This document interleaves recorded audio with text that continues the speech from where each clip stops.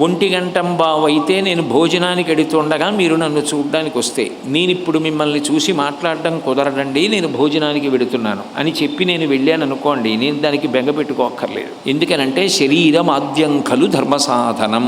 ఈ శరీరం సరిగ్గా ఉంటే కదా సాయంకాలం వచ్చి ప్రవచనం చేయడం. నేను 1 గంటకి చెయ్యవలసిన సమయానికి భోజనం చేసి సక్రమంగా ఉంటే సాయంకాలం ప్రవచనం చేయడానికి యోగ్యంగా ఉంటాను. నేను మానేసి ఎవరి మెప్పుకోలు కోసం నేను అప్పుడు వాళ్ళతో మాట్లాడుతూ కూర్చుని చెయ్యవలసిన వేళకి భోజనం చెయ్యక ఆరోగ్యం పాడు చేసుకుని సాయంకాలం ఇక్కడికి వచ్చి నేను ఏం చేస్తాను?